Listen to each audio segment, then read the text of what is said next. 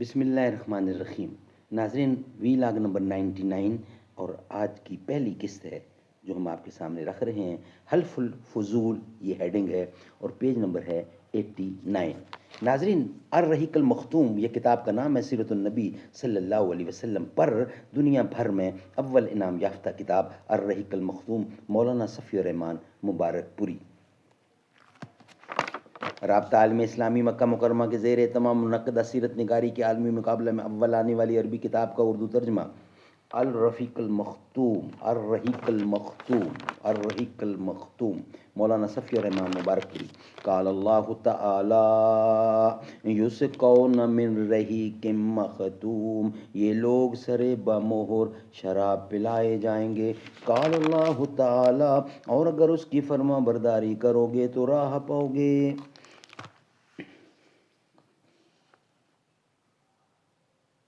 بسم اللہ الرحمن الرحیم، نحمده ونصلی علی رسولہ الکریم۔ بسم اللہ الرحمن الرحیم، الحمدللہ الذی ہدانا لہذا وما كنا لنہتدی لولا ان ہدانا اللہ۔ اللہم صلی علی محمد نبی الامی وازواجہ امہات المومنین وذریتہ واہل بیتہ کما صلیت علی ابراہیم انک حمید مجید۔ دل سے جو بات نکلتی ہے اثر رکھتی ہے، دل سے جو بات نکلتی ہے اثر رکھتی ہے، پر نہیں طاقت پرواز مگر رکھتی ہے۔ قدسی اصل ہے رفت پہ نظر رکھتی ہے، خاک سے اٹھتی ہے گردوں پہ نظر رکھتی ہے، گردوں پہ گزر رکھتی ہے۔ حلف الفضول، اس جنگ کے بعد ایک حرمت والے مہینے ذی قعدہ میں حلف الفضول پیش آئی۔ چند قبائل قریش یعنی بنو ہاشم، بنو مطلب، بنو اسد بن عبد العزہ۔ ترمذی وغیرہ کی روایت میں ہے کہ مذکور ہے کہ آپ کو حضرت بلال کی معیت میں روانہ کیا گیا، لیکن یہ فاش غلطی ہے۔ بلال تو اس وقت غالباً پیدا بھی نہیں ہوئے تھے، اور اگر پیدا ہوئے تو بہرحال ابو طالب یا ابو بکر کے ساتھ نہ تھے۔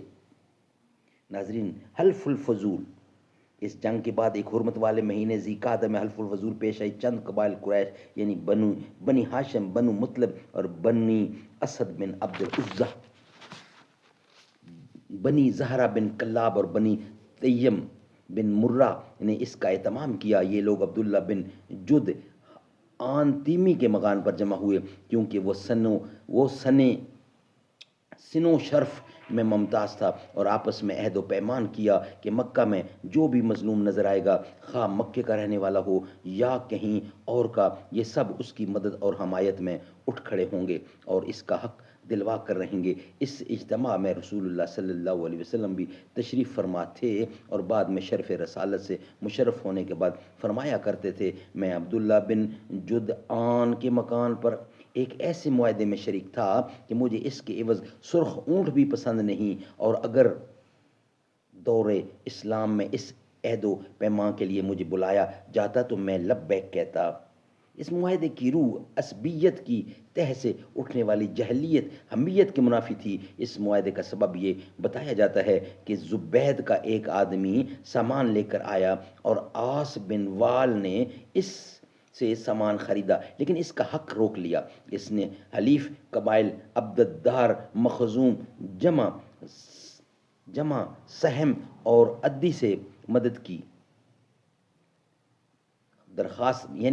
درخواست کی، لیکن کسی نے توجہ نہ دی۔ اس کے بعد اس نے جبل ابو قبیس پر چڑھ کر بلند آواز سے چند اشعار پڑھے جن میں اپنی داستان مظلومیت بیان کی تھی۔ اس پر زبیر بن عبد المطلب نے دوڑ دھوپ کی اور کہا کہ یہ شخص بے یار و مددگار کیوں ہے؟ ان کی کوشش سے اوپر ذکر کیے ہوئے قبائل جمع ہو گئے، پہلے معاہدہ طے کیا اور پھر عاص بن وائل سے اس زبیدی کا حق دلایا۔ سبحان اللہ۔ ناظرین یہ ویلاگ ہمارا کمپلیٹ ہوا۔ نیکسٹ ویلاگ یعنی جفا کشی کی زندگی، یہ آپ کے سامنے ہم رکھیں گے۔ یہ ویلاگ ہمارا کمپلیٹ ہوا۔